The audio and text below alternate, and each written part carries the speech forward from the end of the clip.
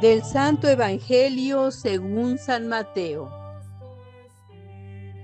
En aquel tiempo, Jesús dijo a sus discípulos: Cuando ustedes hagan oración, no hablen mucho, como los paganos, que se imaginan que a fuerza de mucho hablar serán escuchados. No los imiten, porque el Padre sabe lo que les hace falta antes de que se lo pidan. Ustedes pues oren así: Padre nuestro, que estás en el cielo, santificado sea tu nombre. Venga tu reino. Hágase tu voluntad en la tierra como en el cielo. Danos hoy nuestro pan de cada día. Perdona nuestras ofensas, como también nosotros perdonamos a los que nos ofenden. No nos dejes caer en tentación y líbranos del mal. Si ustedes perdonan las faltas a los hombres, también a ustedes los perdonará el Padre Celestial. Pero si ustedes no perdonan a los hombres, tampoco el Padre les perdonará a ustedes sus faltas. Palabra del Señor.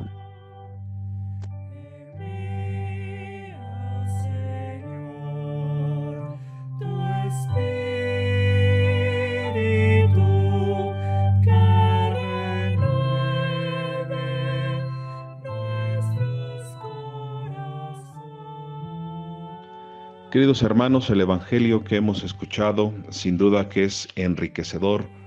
Hay muchos autores que han meditado sobre esta enseñanza de Cristo, la oración con la que nos dirigimos a Dios como Padre. El Evangelio de San Lucas en el capítulo 11 de igual manera nos presenta esta oración que conocemos como la oración del Padre Nuestro. Pero es San Mateo quien nos la presenta de una manera un poco más extendida. Este texto está dentro de lo que conocemos como el Sermón de la Montaña, donde Jesús enseña las tres prácticas de piedad que son fundamentales en la vida de fe: la limosna, la oración y el ayuno. Y la oración va a ser esta parte de relación, de encuentro con Dios y también de un encuentro con el prójimo. El Evangelio de San Mateo, que está dirigido a judíos conversos, tiene como intención catequizar, enseñar a quienes estaban acostumbrados a la oración, pero que tenían ciertos vicios, por ejemplo, la repetición de fórmulas entendidas como mágicas. Es decir, que había quienes dentro del pueblo de Israel habían desvirtuado la oración, entendiéndola como palabras que a fuerza de repetición se, entre comillas, obligaba a Dios a hacer lo que se pedía. Una actitud que tal vez algunos de nosotros cristianos podemos tener también. Voy a rezar tanto para que Dios me escuche, como tratando de forzar a Dios, puesto que ya le hemos repetido infinidad de veces la oración, esta oración ya establecida, o el rosario, o Aves Marías. Pretender forzar a Dios que nos dé, que cumpla a fuerza de nuestro capricho aquello que le pedimos. San Mateo repara en esto y da fuerza a esta enseñanza de Cristo, que nos dice que la oración es un diálogo personal con Dios. El Padre Nuestro lo podemos hacer una pequeña división en dos partes. Las primeras, estas 7 preces, estas 7 peticiones que dirigimos al Padre en la oración del Padre Nuestro, tienen primero 3 peticiones para la causa de Dios: la santificación de su nombre, que se nos había revelado en el libro del Éxodo. Un texto que nos va a recordar también en el libro del Éxodo el cumplimiento del primer mandamiento de la ley de Dios. Y el segundo, la venida del reino, otro tema fundamental. El reino que había ido en el Antiguo Testamento, había ido a la perdición, que había sucumbido este reino, la monarquía, pero que este reinado de Dios prevalece, el reinado de Dios no se extingue. Y el tercer punto de estas causas de Dios, el cumplimiento de su voluntad, que cada una de estas partes, la podemos nosotros tomar un punto para nuestra reflexión, para nuestra meditación.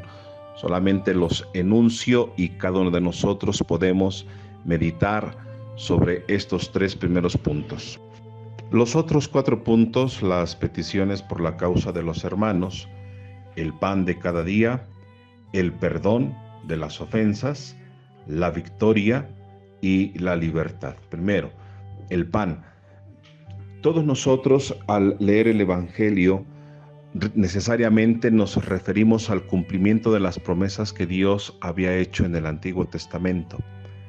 Cristo va a remarcar en otra parte del Evangelio que el maná que Dios da al pueblo de Israel tiene su plenitud en el pan que Él nos da, el pan que no solamente da vida al cuerpo, sino que da la vida eterna.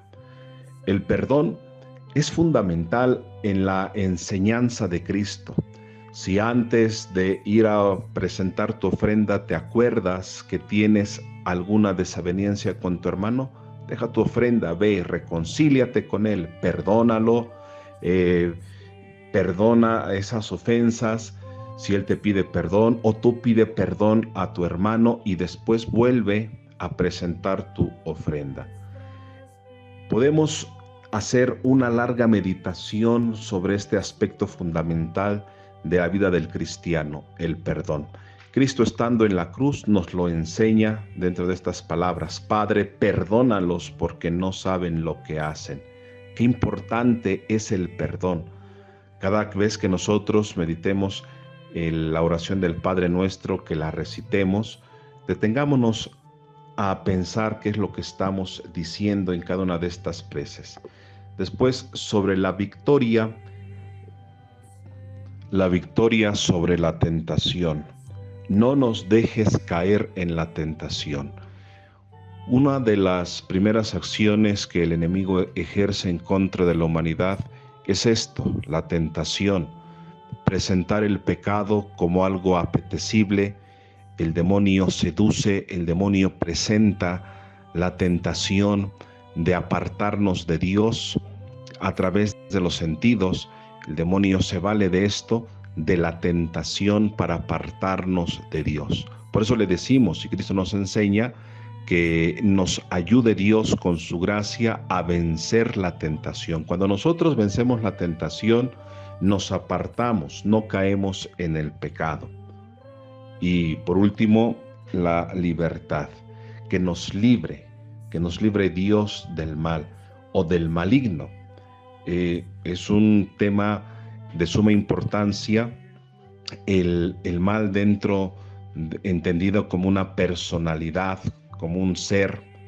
El maligno siempre está, dice San Pedro, como león rugiente buscando a quien devorar. Resistan firmes en la fe. Pues para resistir tenemos la gracia, tenemos la bendición, la compañía, la presencia de Dios. Queridos hermanos, pues meditemos, reflexionemos, hagamos nuestras estas enseñanzas de Cristo, hagamos la vida y llevémosla cada día a su plenitud en nosotros. Pues que Cristo, que nos ha enseñado a dirigirnos al Padre, nos permita, nos ilumine, para que constantemente a través de la oración estemos en ese diálogo permanente con nuestro Creador.